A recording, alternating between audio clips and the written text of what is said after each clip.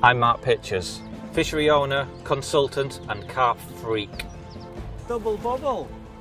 Big pits, tiny ponds, day tickets, club lakes, syndicates, I've fished them all. Let's turn up for the books. I love the peace, the tranquility, the anticipation and the thrill of the chase, but ultimately it boils down to one thing, a carp in the bottom of a landing net. High five! I've been the traveller in Crafty Carper. I'm now the face of Total Carp's 20s challenge, so I certainly know a thing or two about catching carp under pressure. But I now face my toughest challenge yet. Carp fishing missions set by you on Fox's Facebook page. And once the guys at Fox select that challenge, I have no option but to accept. Can I do it? Yeah. Oh, we've got him! Yes! This is the challenge. What's up, carp freaks, and welcome to my 5th challenge. When we asked you to write in with your suggestions, I don't think in our wildest dreams we anticipated this sort of response. Over 1,100 of you wrote in, and the suggestions varied from the sublime to the ridiculous. We had Ross Dutton, he wrote in, wanting to know how many boilies can I get up my bum. Well, Ross, that sort of information is strictly between myself and Harry the cameraman. Stephen Wade, he wanted me to catch a 20-pound carp on bait only from a supermarket. Well, Stephen, if you check out part 4 of the challenge, I think you'll enjoy watching that one. But the challenge we went for was from Daniel Howard, and he suggested the bait bucket roulette challenge. Several bait buckets, and I've got to choose just one. One of them has pop-ups inside, one with bottom baits and one with naturals. Whichever bucket is chosen, I can only use items from that bucket, even if it's for building up the swim. So if I get the one with the pop-ups in, I'm pretty much screwed. He also adds, I've got to catch a brace of 20s. So yeah, it's going to be a tough one. The venue Fox have chosen for me is Stanwick Lakes in Northamptonshire. There's a few lakes on site, but they've chosen Mallard Lake. It's well stocked, plenty of double figure fish, quite a few 20s, but selecting the 20s from the doubles is going to be quite a tall ask, especially when we've only got little more than 24 hours on site. So I think what I'm going to do, I'm going to waste no more time, I'm going to barrow my kit down to the lake, and then we'll have a go with this bait bucket lucky dip.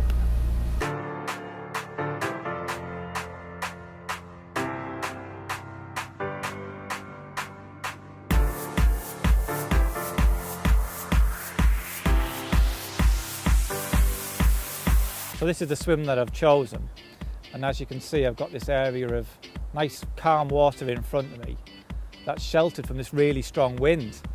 And I say really strong wind, it is strong as well. It's the tail end of a hurricane that's meant to sweep over the country in the next 24 hours. And the wind is meant to really pick up. Severe gales are forecast along with torrential rain. So not only will this sheltered area give me a little bit of shelter and protection, but also I can't really see the carp being on the end of this wind. It is cold, it has got a bite to it, so I don't think they're going to be on the end of it. And like I say, with it being a little bit more calm and sheltered, it allowed me to bait up a lot more accurately and fish a lot more effectively and efficiently, really. So I think all there is to do now is, Harry, show me the buckets. Well, this is a selection of baits that have been provided for me to make up each package. For the boilies, we have about 4 or 5 kilos of baits here. This is a mixture of cell and hybrid. I've got some 10mm hybrid here, and I've got the 15mm cell and hybrid all mixed in. And I think this package probably would present me with the best chance of passing this challenge. There are quite a lot of double figure fish in here, and I think for me to try and select the bigger fish, select them 20-pounders, I think an out-and-out boilie approach would give me the best possible chance of getting them bigger fish. Then we have some maggots here. There's 2 gallon of maggots, mixture of red and white, and I've also got a pot of worms.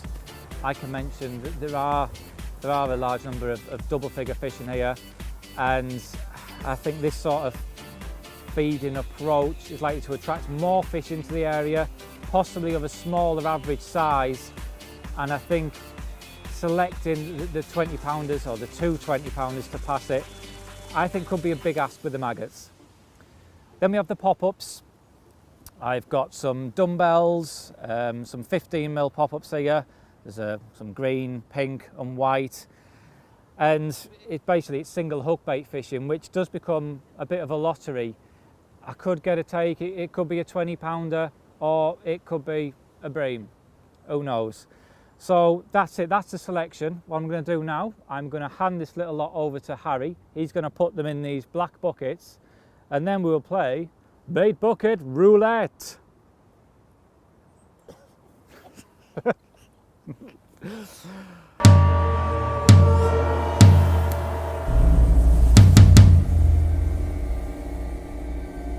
Well, here we go. This is the moment that will define the rest of the session. We'll try and sniff out the boilies, I think. Can I pick them up, feel them, jiggle them? Give me a jiggle. No. Right. I think it's fate that I've come here. I'm just going to go for it. It could be worse. I've got the maggots. I'd rather have the maggots than the pop-ups. Right, maggots it is then. So, a little bit disappointed, I'm not going to lie, but no, it could be worse. Think positive, it could be worse. All out maggot assault. Hopefully we'll get a few fish and wade our way through a few doubles and nick a 20 pounder or two. Let's see. Well, here's my natural selection of baits. I've got a pot of worms here. Not sure what I'm going to do with them. I haven't quite decided their fate just yet, so I'm going to put them to one side for the time being. But here's the maggots, and they're in 4-pint vacuum packed bags. They're pretty lifeless at the moment, but as soon as I open the bag, get a bit of air to them, they will start wriggling again. But that isn't what I want for this situation. I've had a few casts around with the marker and it is quite gravelly out there, and live maggots do tend to crawl under stones and sort of be hidden from view. So I want them like this, I want them lifeless. So I'm going to tip in a gallon into the bucket. Because we have quite a strong side wind here, I'm going to add a little bit of water to them as well, just to give them a bit more weight to the spod, so it should just cut through that side wind a lot better and hopefully improve accuracy. So yeah, I want to put in a gallon, which will leave me a gallon for topping up. Every time I get a bite, fingers crossed, just top up with a few more spons, keep the fish interested. That's the plan anyway. So yeah, the marker's out there. I'm now going to get busy with the spod and get some bait in.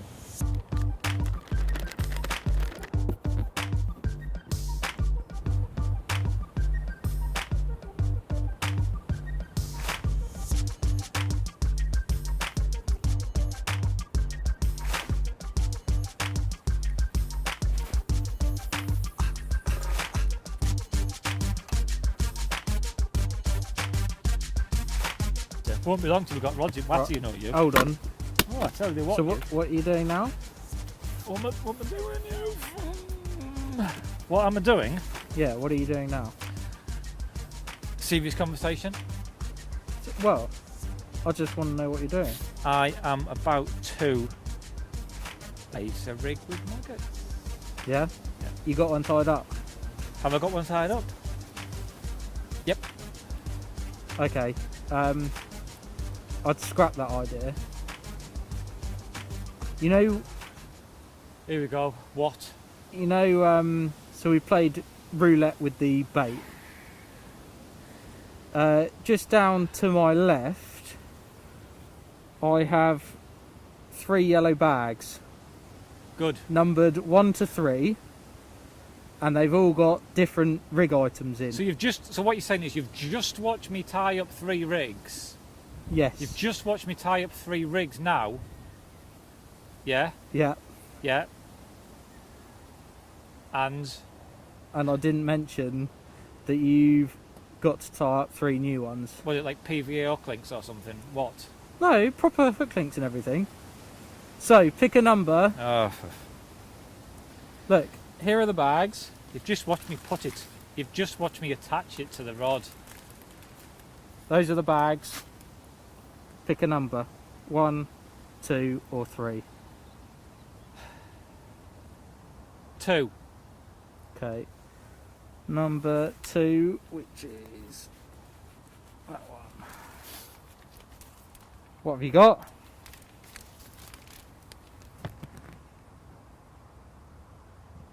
Not what I want, to be honest. Take it out.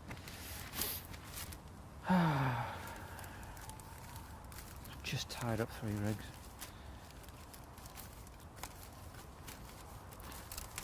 Don't be little hooks. That's not happening.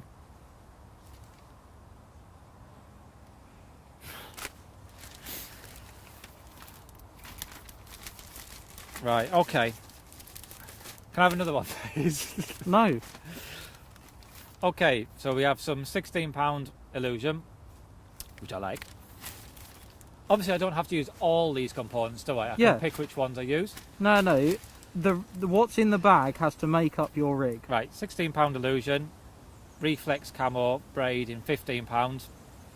So I wouldn't use a braid for maggots, so it's going to be a combi rig. Zigger liner kit. I'll use the foam to balance out a maggot hook bait, like I was doing.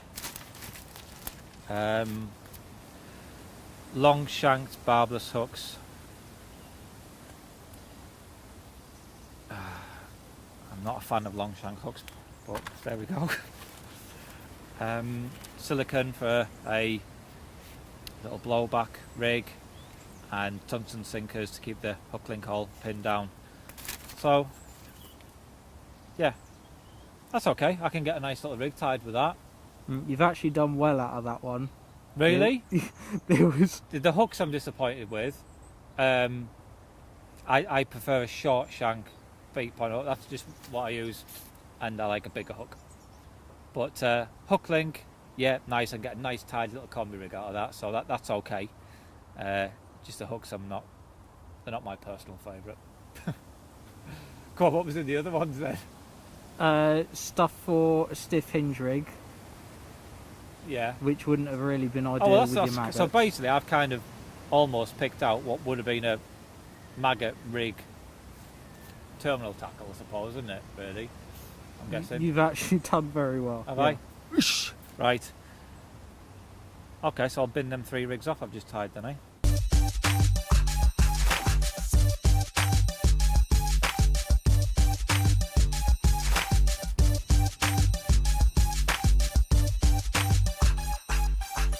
Well, I've already got 2 rods in position, and these are kind of the rigs I've gone for. They're all variations on a theme, using the components that Harry's provided me with.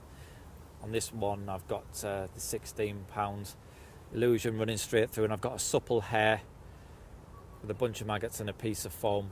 But whatever rig does the biz, hopefully tonight, I'll cover in a bit more detail then. But for now, I want to get this rig out there and get the kettle on, because it's absolutely freezing.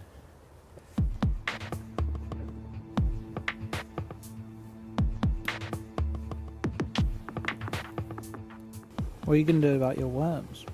About what? Your worms. Worms.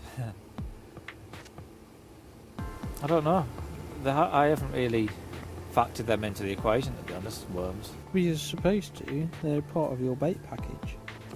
Well, what do you propose I do with my worms? Well, you've got, like, I don't know, chop them up, put them in a bag, or on a hair or something like that. Chop them up? Yes, chop worm. It's Why quite would I want to do a popular bait, actually. I'm not butchering worms. What do you mean? Just for your amusement. You're this is trying to show people how to fish with naturals. That's not happening. What? Just massacre them. You seriously have a problem? Yeah. I couldn't do it. I feel guilty. What? I couldn't do it. You couldn't chop I couldn't a do worm it. up. I'm more likely to set them free than to chop them up.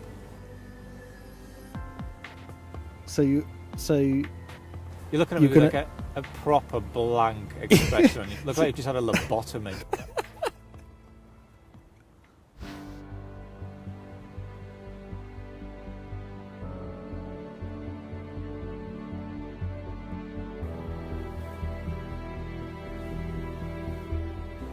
I'm probably more confident of a tree blowing down than passing the challenge.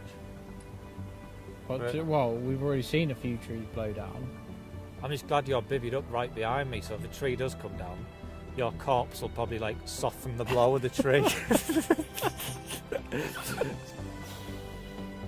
At the moment, I would say catching anything would be a result. I'm just not feeling it. Why? Because it's Baltic, that's why. I see the rain, cold winds, I don't know. It's been pretty lifeless today, we haven't seen anything. I think to pass the challenge with 220s, I think we'll need a lot of fish. I think we'll need to catch a lot of fish to try and get 220s, I think.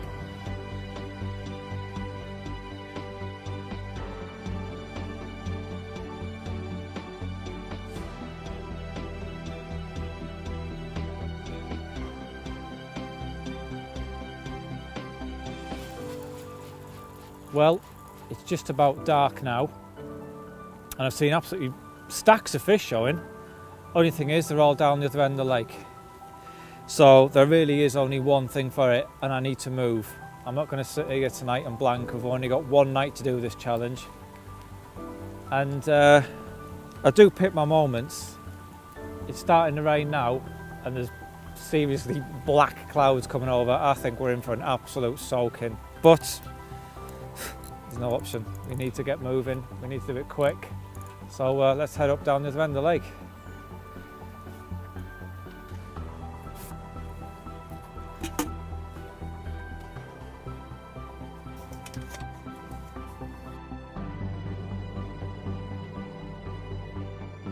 Okay, well here we are at the other end of the lake now.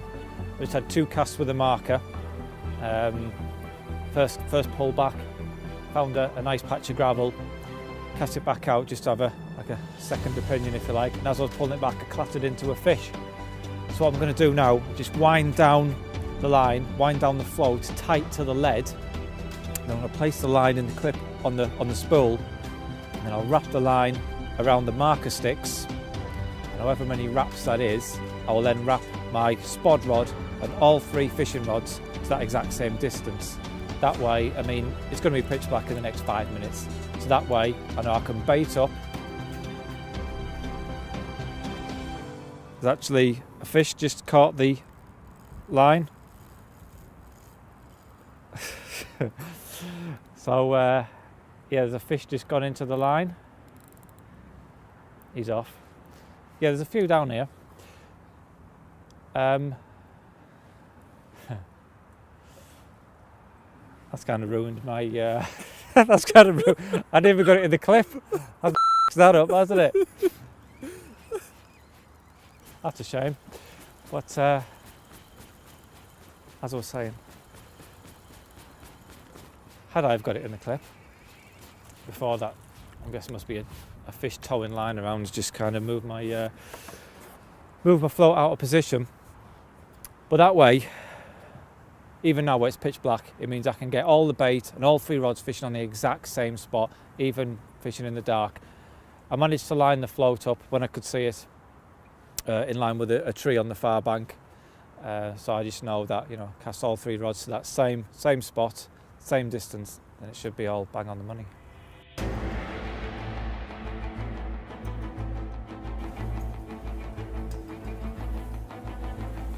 But it looks like that move has paid off. It's probably only been about 20 minutes since I spotted out half a gallon of maggots. And yeah, I'm playing something. I think it's a carp.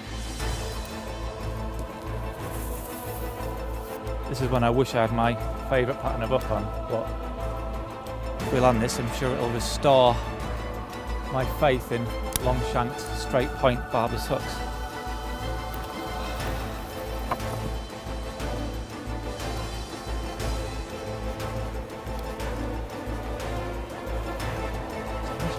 that.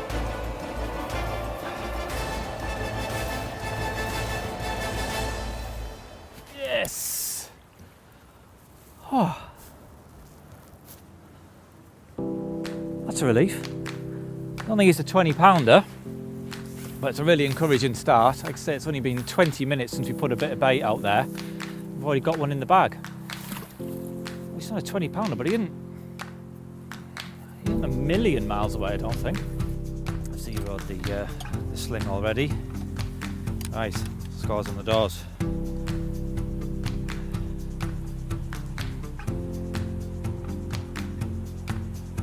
$17.12. So not a 20, but you can't be disappointed with that, can you? So here we are. That move definitely paid off. Less than half an hour after moving in the rain, in the dark. £17, 12 ounce. Not quite the 20 we need, or one of the 20s we need to pass the challenge, but a great fish to kick things off with, no doubt about that. But I'm still 220 short of a pass, so I'm going to slip this fella back and get a rig back on that productive spot, and I think it's time for dinner.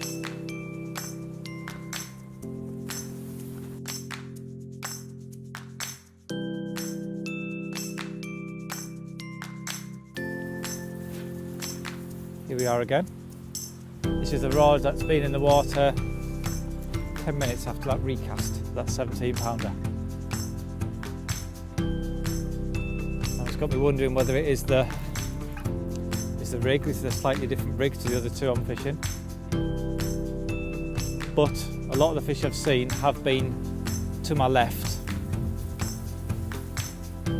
So whether it's because it's the closest rod to where I've seen the fish activity, I don't know, but I'm inclined to think it may be the rig, because I've baited one very tight area, and the three rods, the distance between all three rods I would say is less than 12 feet. So to get two pickups on the same rod, I certainly don't think the carp aren't venturing sort of 3 or 4 feet one way to, you know, and only feeding on the outside edge of the bait spot. I think that's unlikely.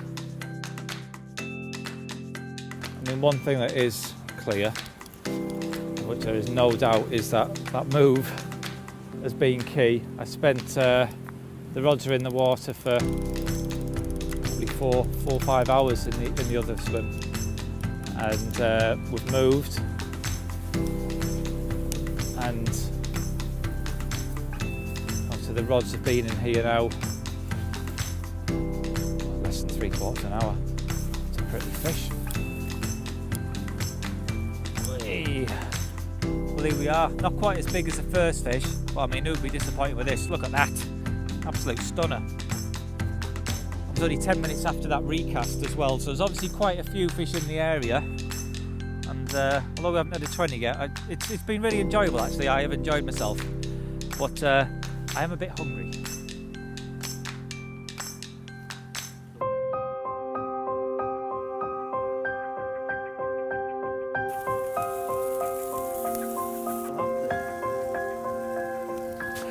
Jesus.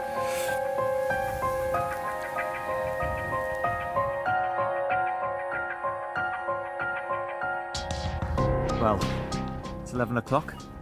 Here's fish number 3. Just polished off the barbecue. Just a shame this one hasn't had a few more burgers himself. He's a few pounds short of the 20-pound bracket, but nice looking fish all the same. I have a feeling it might be a busy night. But it's just gone midnight. I'd only just climbed in my sleeping bag, and the rod was away again. Fish number 4, probably about 12 pound, smallest one I've caught so far, but I can't help feeling that every fish I catch is perhaps a step closer to catching a 20, hopefully. It's just after 2 o'clock in the morning. I think I managed about 40 minutes kip before the rod rattled off again. And when I was playing it, I was kind of convinced I had a 20, but this one's just over 18 pound. So they're getting bigger. I'm still wading through them. but I'm half tired. I wouldn't mind getting my head down for a bit. It's 4:45 and here's carp number 6 of the night. He's an absolute belter. And they're getting bigger as well. This one's an ounce under 19 pound. So, step in the right direction. But I'm dead on my feet, to be honest. I'm absolutely knackered. I wouldn't mind having a couple of hours kip at least.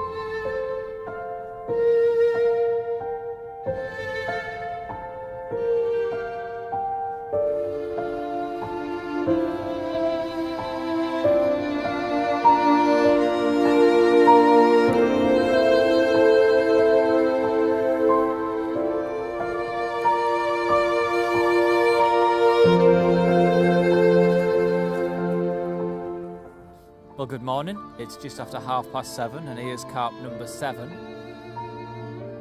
He's no 20 pounder, but he's just over 18, this one. And I am beginning to think that this challenge is a little bit out of reach. We need 2 20 pounders, don't forget, and we have to be gone just after midday. So it is looking like a very tall ask.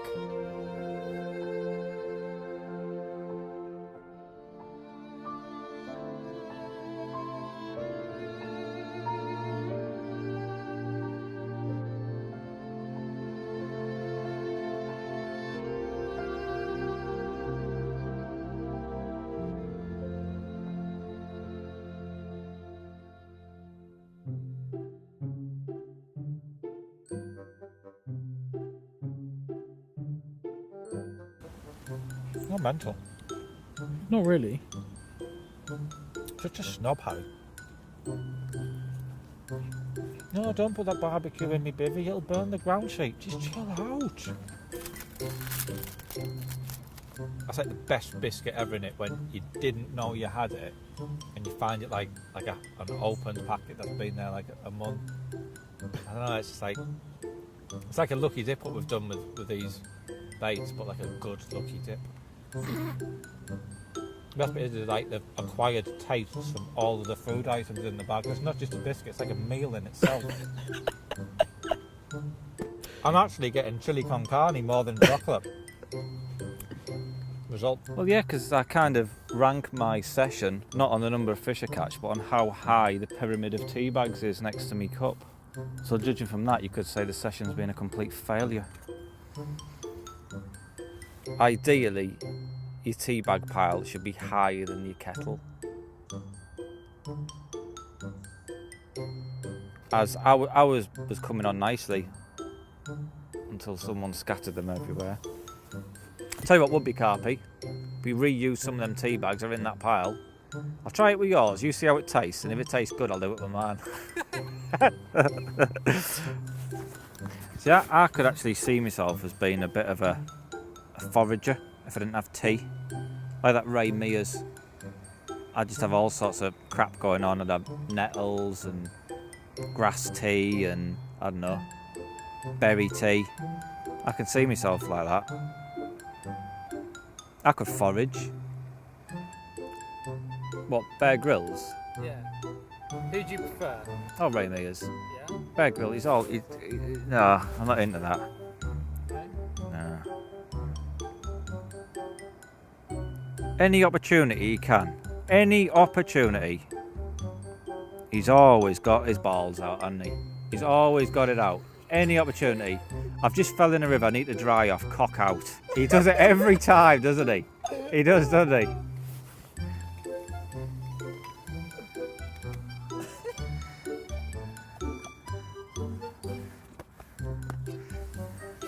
We need to go down this cliff.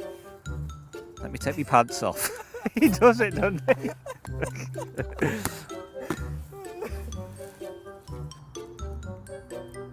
Look at me spout dribbling everywhere.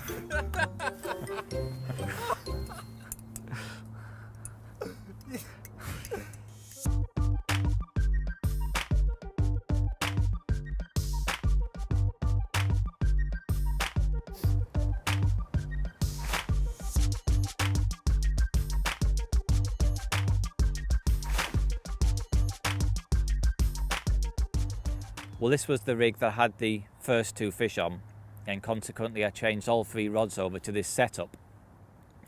It's primarily constructed from the 16-pound Transcarp Illusion, about 7 inches long.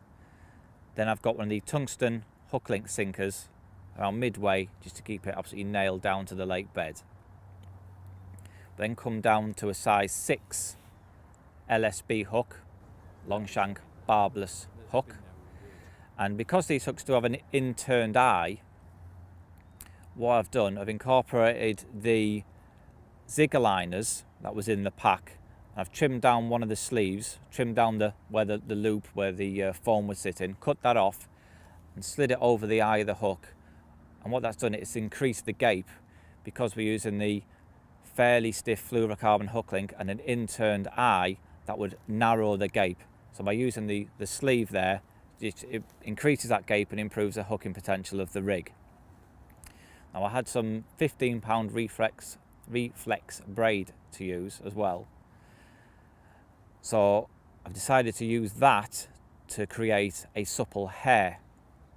Now what I did with the hair section is tied it like a knotless knot, whipped down the shank about 10 turns, and then to attach the stiffer section, did another knotless knot setup and whips over the supple section. So that's attached nicely. We come down from that, we have a small piece of the fine silicone just to trap the hair in place there. And if you come down again, you see there's a piece of red foam, that's also from the zigger liner pack there. And that not only balances the hook bait out, but it also aids to create some separation, and that prevents the maggots from crawling around and becoming impaled on the hook point, which will obviously really hinder the hooking potential of the rig. And then I've threaded about 16 maggots onto a piece of fine mono, just with a sewing needle, and then just threaded them through the loop on the hair and tied them on. And that's the rig that's done the biz. Now, to start with, I was perhaps a little apprehensive when I pulled out these long shanks, barbless straight point hooks. From past experience, I've not found them to be the best pattern to use in a barbless. I've much preferred to use a short shank, beaked point barbless hook, as I believe that once they go in, they tend to stay in a lot better. But I've had 7 bites on this setup and landed all 7 fish. So it's certainly gone some way to restoring my faith in the long shank straight point barbless pattern.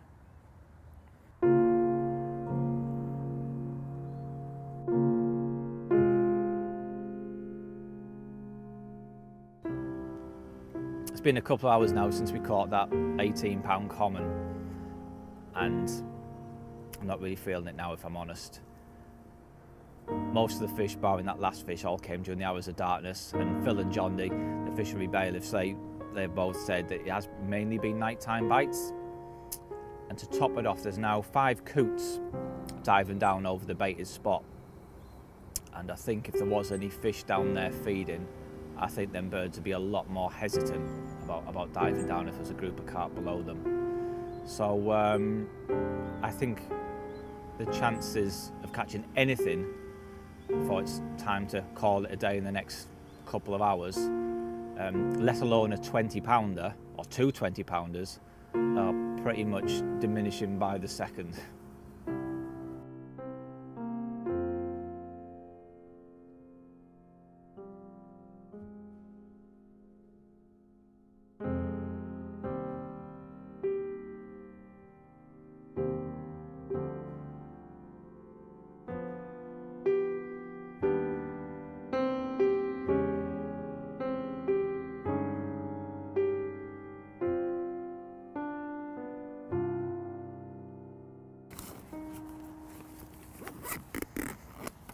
What happened to the worms? What happened to the worms? Yeah, you're supposed to use them. I don't know where they are. I don't know, have you had them? What? No, you're supposed to use them. Have you set them free? No. I don't know where they are. They'll be around here somewhere. They can't have gone far, they haven't got any legs.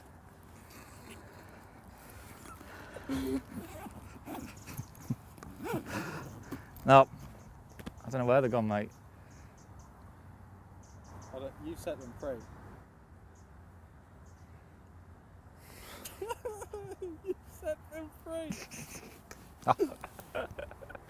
You set. I haven't. I haven't.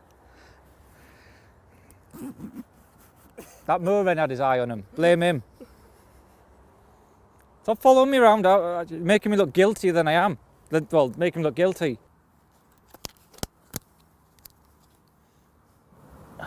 Go on. Off you go. Well, you're going to have to move a bit faster than that, lads. Jesus.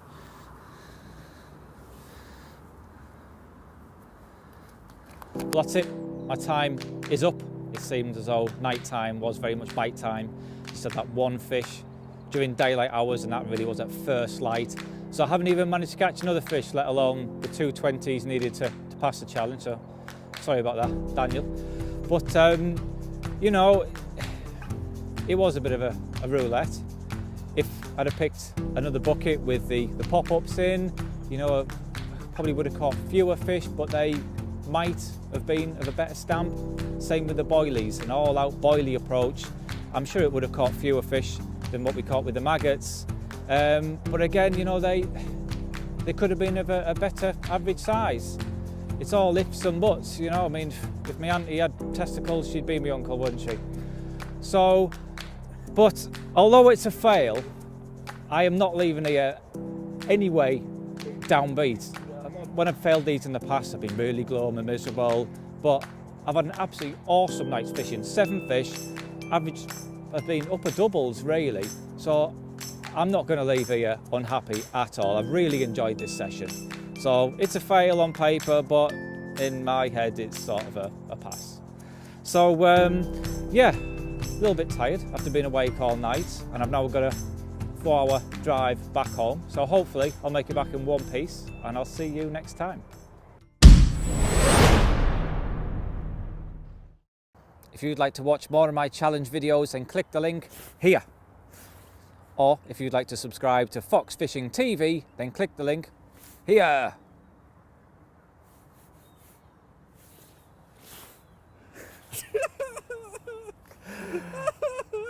That was good.